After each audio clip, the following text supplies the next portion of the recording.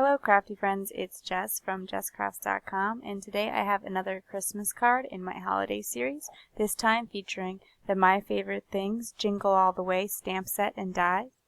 I was very fortunate to win this stamp set and dies from MFT on their World Card Making Day giveaway on Instagram, and they sent me the set with the dies, and I made my own backing sheet for them so that way I could quickly see how all of the images stamped on.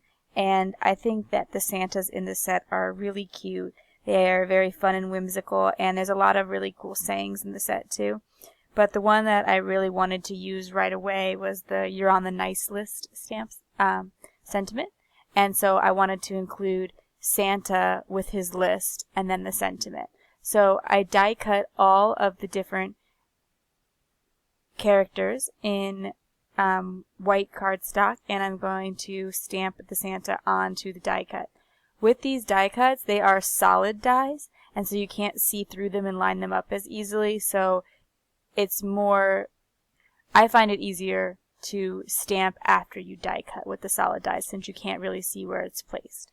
And so when you are stamping on top of a die cut, it's important that you get over it enough that you can see where you're stamping and how it lines up, and not get too frustrated because it is possible to get things a little bit wonky, not quite even on all sides. And my suggestions would be that you simply kind of let go of that idea of perfection because it's a handmade card. It's not supposed to look perfect, or that you just cut some extra because, you know, white cardstock isn't as hard to come by.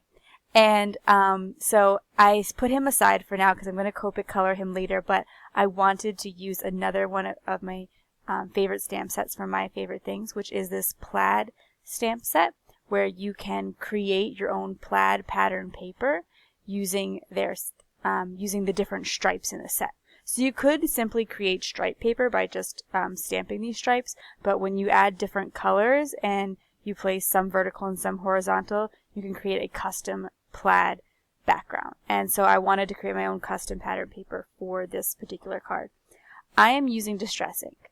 Distress ink is not good for solid stamping. You will see that my stamps, when I am laying them out, aren't coming out, like my bold lines are not completely solid.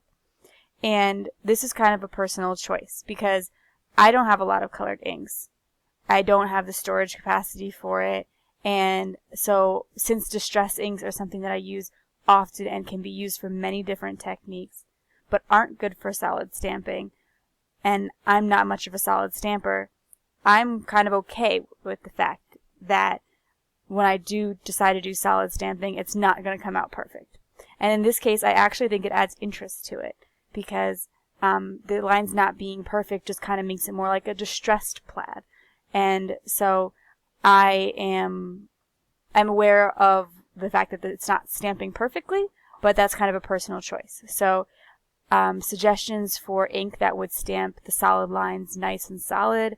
I would say the Simon Says Stamp inks I've heard do that well.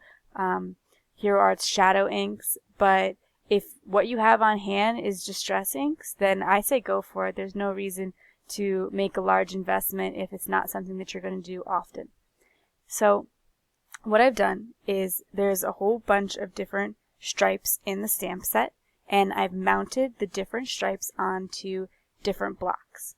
I'm using my Fisker stamp press, a large long block I have, and eventually I even use one of my cutting plates from my Sizzix machine as a stamp block.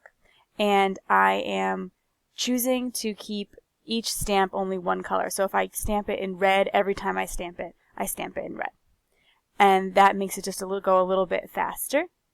Another suggestion, if you think that this is time consuming, is to just stamp more than one piece at one time, and you can save it for another project, because if you're going to do all the work to get the stamps out on different blocks, it kind of makes sense to create a couple of backgrounds at one time. But for the purposes of the video, it's easier for me to just create one.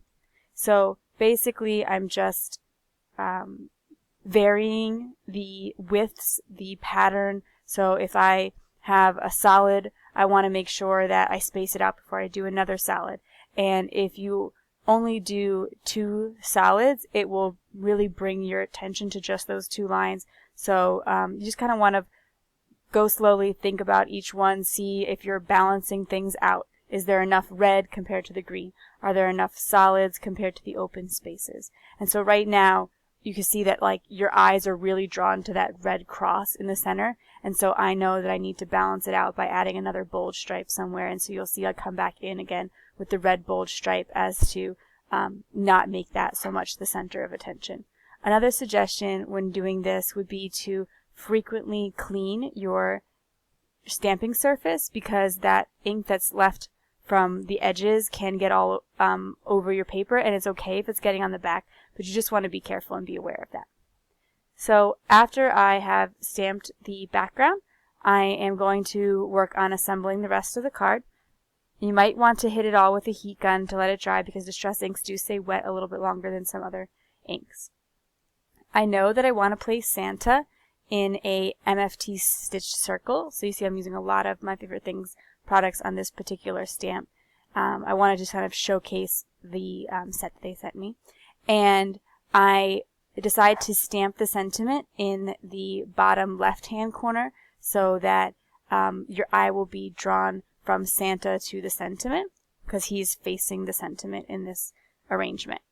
And I decide to, with the bold pattern paper plaid in the background, that I want to kind of just angle it a little bit to add some interest and just make it a little bit different, because a lot of times I just put the layers on straight, so just for something different I'm going to angle it this time, and it gives me a spot to put the sentiment in the corner.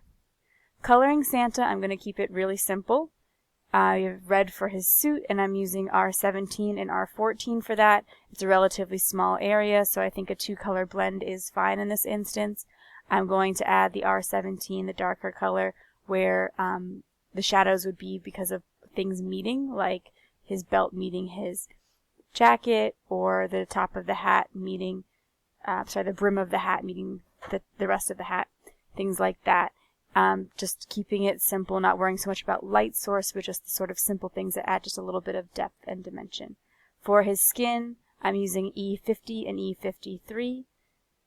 Most of the time I use 3 colors to blend out for the skin, but like I said, he's just such a small image that it's not worth the time. And I'm using the W markers to blend out his belt. If you want to create the look of black, I think that the better suggestion is to use the W or C's or N's, which are all different types of gray. And if you add a little bit of gray and blend it out, it actually looks better than adding a solid black, because solid black you lose all the detail. So like I said, I'm just going to place the pattern paper in a little bit of a skew. It leaves a nice spot for the sentiment and just adds something different and unexpected. I have created a background of craft cardstock because I think that that fits well with Christmas. It has that kind of vintagey feel that goes with that distressed plaid background, and so I'm trying to pull that in, and also just trying to get a little bit away from the white, because if I add too much white in the background, it's going to give it a more brighter feel. And like I said, I'm trying to kind of go for something that's a little bit more vintagey to match with that uneven stamping that I chose to do. I'm using craft cardstock again for the base that Santa is going to go on, and I decide in this instance to not use any foam tape to pop him up, because as much as I like that for adding interest, in this case I want to make sure that I have some mailable cards for Christmas, and so I'm going to take this opportunity to create a completely flat Christmas card, and then I'm going to mount it on a white card base, and that'll be it for my card today.